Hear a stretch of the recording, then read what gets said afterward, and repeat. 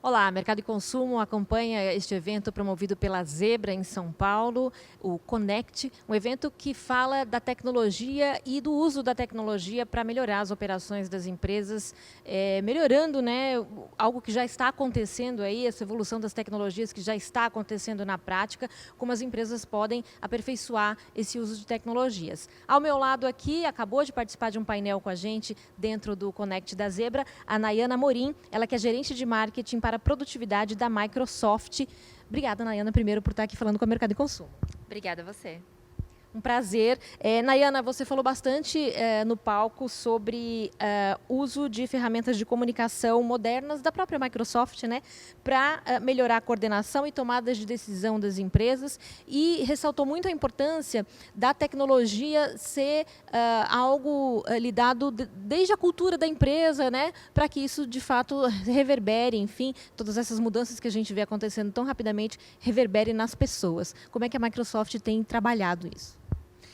A gente vê uma mudança no perfil das pessoas trabalhando, né? Então a prioridade mudou, a gente chama de o que vale a pena, a equação do vale a pena, de por que a gente trabalha naquela empresa, por que a gente continua naquela empresa, isso tem mudado. Então é importante que a tecnologia ela é esse potencializador das habilidades da pessoa, do trabalho, para aumentar a produtividade, para que ele consiga ter inovação, né, ideias novas, consigam colaborar de uma forma mais efetiva, ainda mais quando a gente pensa nesse modelo híbrido, né, em que a gente tem pessoas no escritório, pessoas em casa. Então, sem tecnologia isso é muito desafiador, né, não tem como a gente fazer isso. Então, a tecnologia vem para habilitar, empoderar as pessoas a tanto individualmente atingirem mais, mas também as empresas. E a Microsoft Teams, né, o Teams especificamente, teve aí um uso maciço, né, e que ficou, né, muitas reuniões hoje, você até comentou de novas aplicabilidades, novas aplicações assim, ali para tornar ele mais efetivo até, né?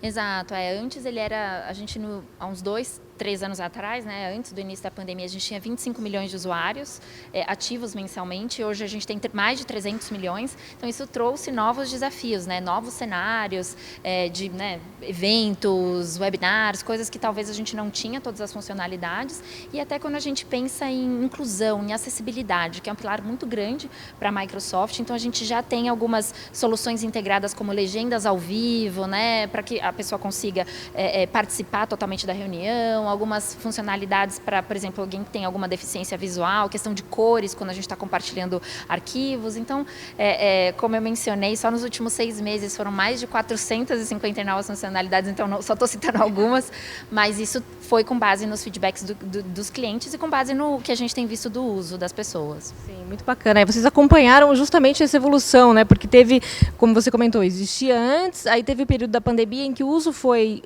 de uma forma, e a gente não está falando só de reunião, de aula também online, né? E aí agora um pós, que é esse híbrido aí, que requer também uma adaptação, né? No início a gente achou que seria um pico, né? Todo mundo em casa e que o uso seria muito alto, mas depois ia voltar ao normal. E na verdade não. Esse pico se manteve até por esse cenário híbrido, né? A gente ter as duas coisas. E não só reunião, chat, mas ele virou esse hub de produtividade, né? Então a gente conecta aplicações, o Power BI, aplicações SAP, dá para a gente conectar diversas aplicações e a ideia é o funcionário não ter que buscar, né, o que ele precisa de ferramenta para conseguir fazer o trabalho do dia a dia, que tudo esteja lá. E até nas últimas pesquisas que a gente fez de tendências de trabalho, a gente viu que as pessoas gastam, em média, por semana, 4 a 5 horas buscando informação, buscando arquivo.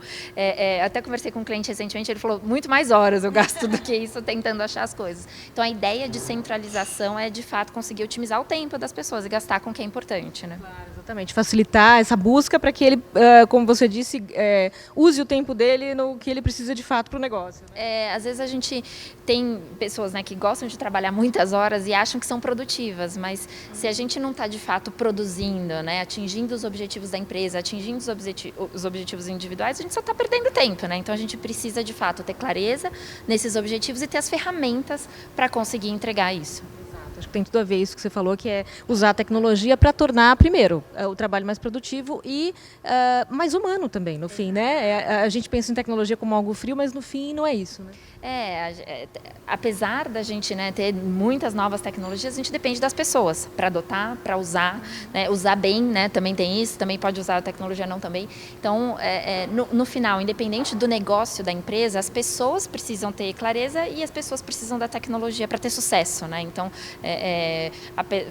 independente da tecnologia, sempre a gente vai depender do fator humano para a tomada de decisão e para usar, para ter iniciativa de usar aquilo porque ele precisa. Obrigadíssima, Nayana Amorim, gerente de marketing para a produtividade da Microsoft, pela entrevista. Obrigada a você, Ayana. Obrigada.